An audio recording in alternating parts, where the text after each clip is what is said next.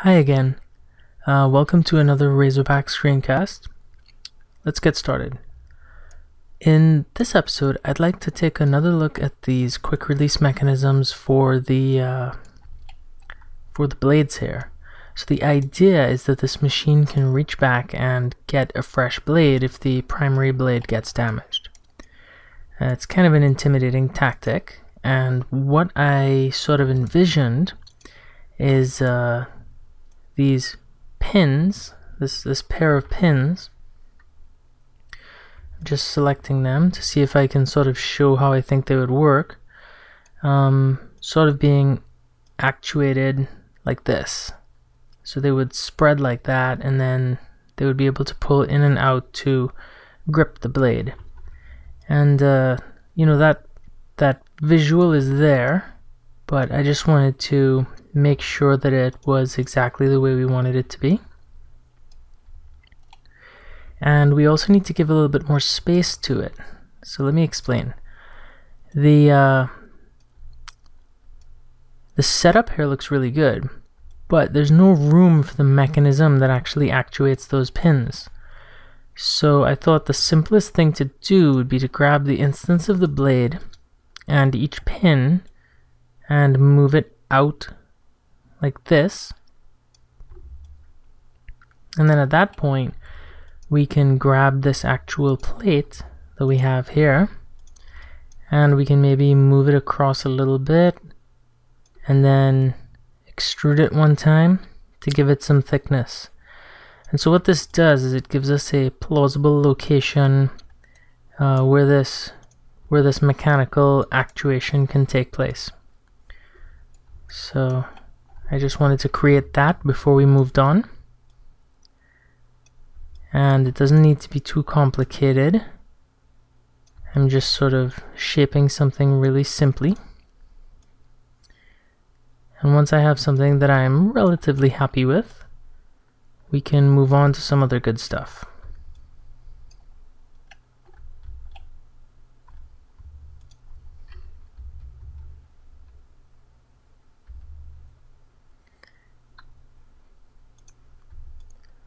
I'm just sort of removing some of these edges we created because I'm not sure we actually need them.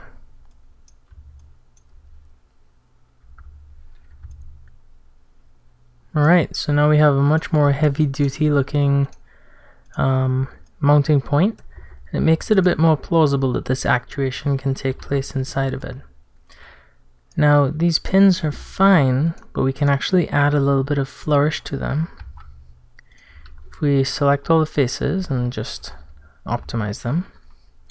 We can then grab these faces here at the front, extrude them a bit to create a bit of a lip, and then we just select these four faces, and because the axis is still oriented to the cylinder, we can extrude them that way a little bit, and that gives us that sort of hook look that we want. And that means that, let's see if we can clean this up here a little bit. No, let's leave it alone for a second.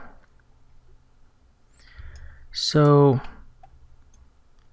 now that this is sort of sorted out, maybe we can round the base of the blade instance a little bit. And we could always do that. It's going to be an instance for a while. Alright, so one of the other things I wanted to look at in this session was these arms. Just the general overall completion of them. I feel like they're one of the most finished parts of the bike, with the exception of this pivot right here. But that pivot is sort of waiting on maybe more stuff to form around it. So I'm not really worried about it. Not specifically, at least. What I am worried about is the fact that these are still a symmetry object. So having this as a symmetry object worked really well when we were first creating the arms themselves. It was really beneficial. You know, we can have everything be null objects, and we could sort of say, okay, if I rotate this, they both rotate, and it gives us a much better a much better method of staging the way that everything looks. But now that they're pretty much done, we may want to start posing the motorcycle with the arms in different positions just to see how it looks. And that's difficult, if not impossible, with the current setup we have. So I was playing around with a feature a little bit earlier that I'd never really experimented with before, at least not heavily, and it's a mirror tool for character animation, and I think that it's gonna do the trick. So the first thing is that we have this main symmetry group, and then we have a pivot. So we have 2 points of 2 root spots here.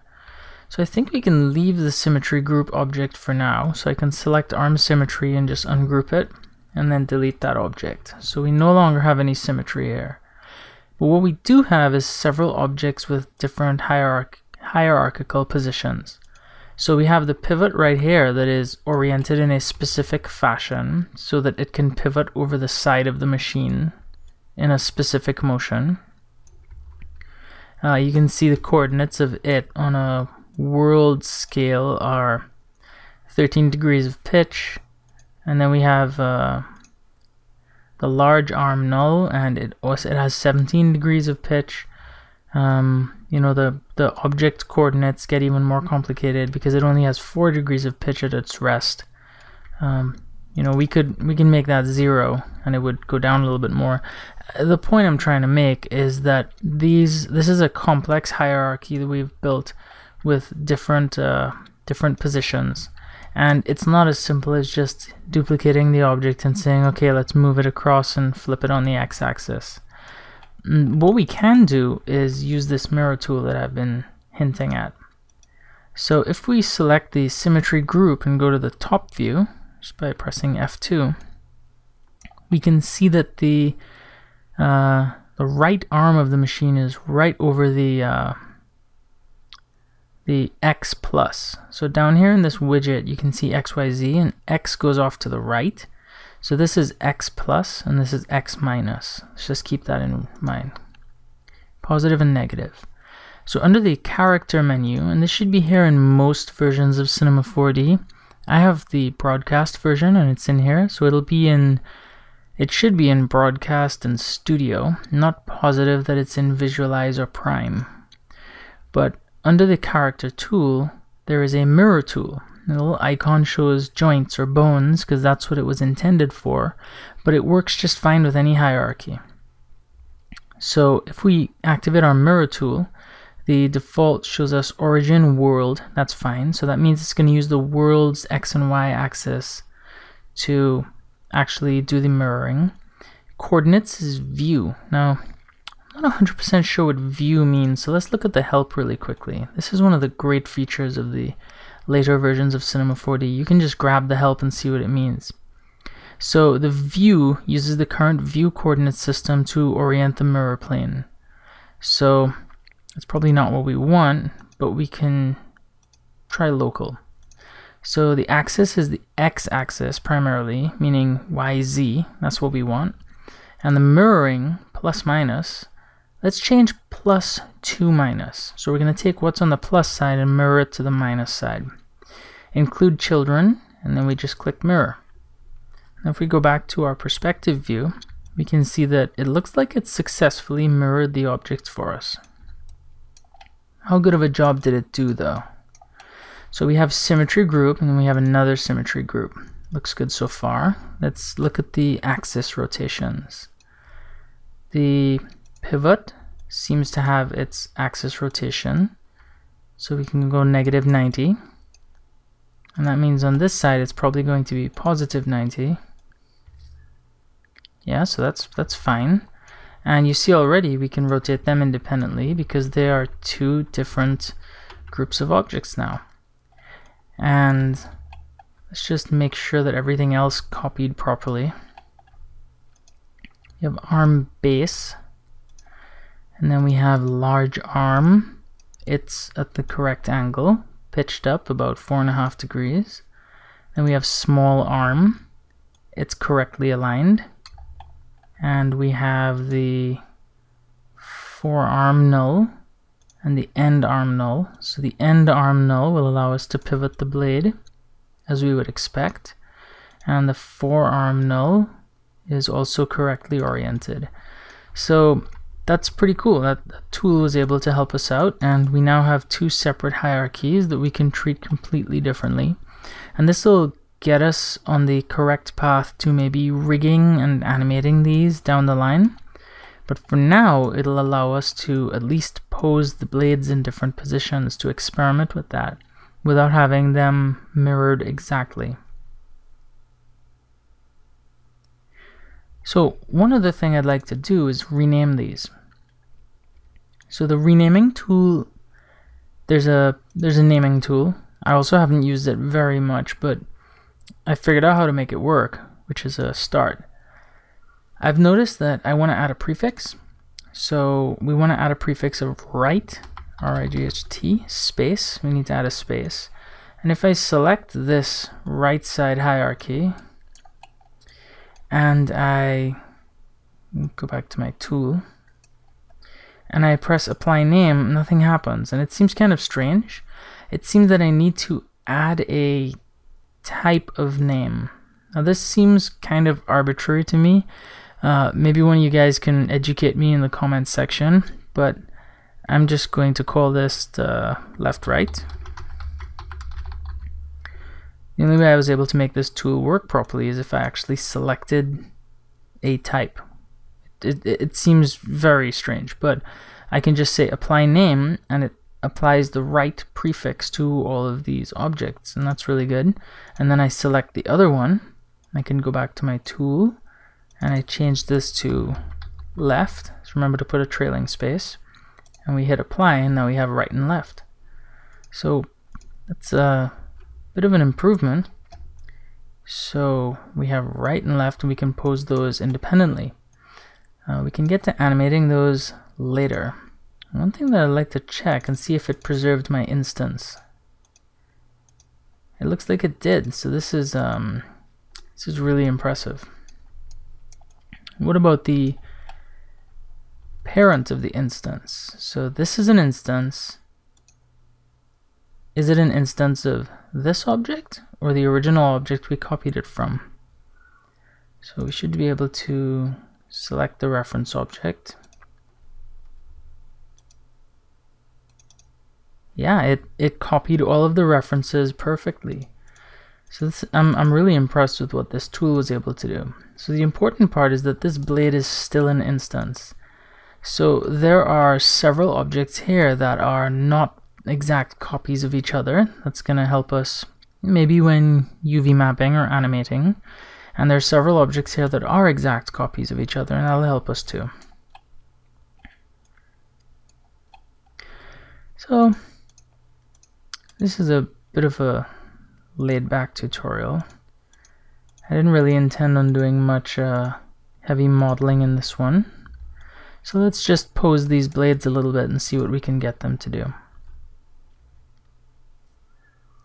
So we can look at the right arm objects here.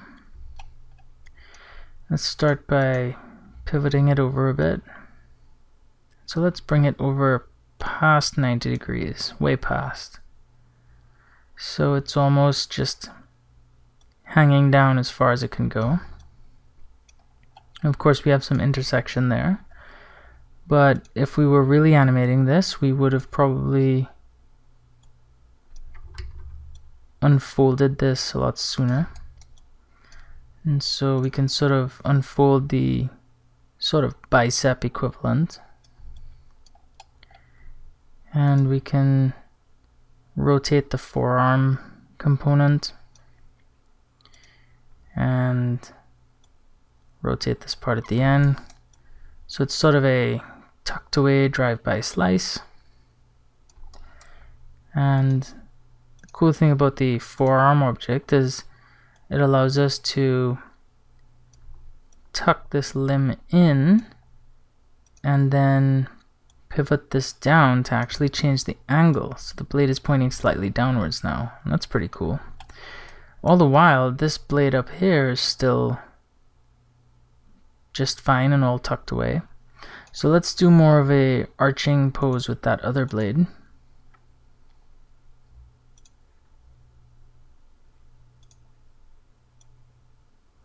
Let's just bring it 90 degrees out so it's pretty horizontal. And you can just keep going down through this hierarchy. Now, I'm not sure if I'd like these arms to be animated using forward kinematics or inverse kinematics. The great part about using inverse kinematics is, of course, it'll take a little bit less time to do the actual animations. But it will take a lot more time to rig it. Rigging something like this for IK is not simple. And then the great thing about forward kinematics is that you can sort of just animate it as it goes, and it may seem more robotic, which might be what we're looking for. But either way, we were able to sort of fix those pivots, those pins that hold the blade in, and make these two arms independent. We finally broke them free of each other's symmetry. So I'm just going to put them all back in their place now. Just going to undo a bunch. And perhaps we can take a look at this. So this is the pneumatic kickstand that we worked on last time. And I like the way it turned out, except for one thing. These clamps are designed really to hold something from moving in this dimension, not really from sliding back and forth, for example, in this dimension. So it seems like there's something lacking there, perhaps maybe a stop at the top here just to prevent it from sliding up any. And I was sort of thinking of how to model that, and I thought the quickest thing is just to do something quick and dirty right here. So I'm just going to use the slide tool and slide this edge up a little bit, and then I'm going to slide the other point up a little bit as well, so we can create sort of a straight edge right here. And once we have that straight edge, I was thinking maybe we can just grab these polygons and just if I find the right angle, maybe we can just control drag and pull them out to create sort of a stop. That doesn't look very good. Either way, I want sort of a brace right here to prevent this from looking like it's just ready to slide up at any minute. So I'm not sure what the best way to do that is. For now, I'm just going to put a cube. Oftentimes when I want to put some placeholder geometry for later, I will just use a cube and we'll fill in the blanks later on. So I'm just going to try to transfer it to this object. Sometimes transfer doesn't work too well when you're in symmetry, so you need to actually source the object in the tree, in the hierarchy. Select the object you want to transfer and then manually drag it in. So that worked. And I'm simply going to move it up here.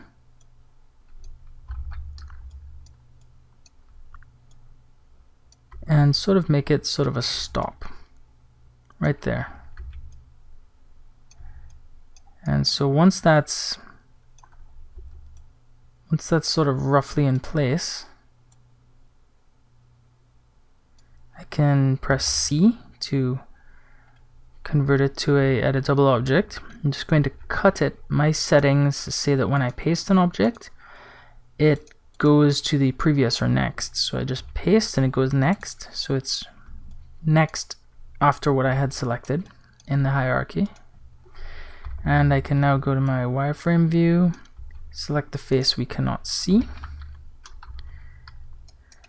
and extrude that a little bit. Maybe scale it on the Z-axis, flare it out just a tad. And then I can select with my loop selection and scale that out a little bit. Maybe select these two edges right here. and use my bevel tool just to create a piece of geometry that just tries to convince the audience that we were thinking about the physics of what's happening here. So I'm gonna select these two edges right here, and perhaps we can just move it up a little bit and move this edge forward some more to give that reinforced look, almost a gusseted look. Perhaps we can even reduce the size of this cylinder right here. So if I were to select this object, see, what is it? We have kickstand pivot, we have cube, bracket, kickstand bracket. And so we do a loop selection on these polygons, and then we can do a scale operation just to make that spindle a little bit smaller. And we can always come back in here and do a boolean to join those together, or whatever else we need. But for now, I think this is fine. It looks like we're having some funny Phong shading right there. So what I will do is reduce that angle, probably to 60 degrees. Looks like that does the trick. And so now we have a bit of a brace right there, just to give that a bit more of a convincing engineering look, I hope. And we can just select all the polygons and press UE to remove the n-gons, and I think we're good. So I think that's it for now. We were able to split these into two hierarchies and sort of dress up these pins at the end right there, and we did a little bit of reinforcement right there. Not a very exciting Razorback installation, but I think it was a useful one.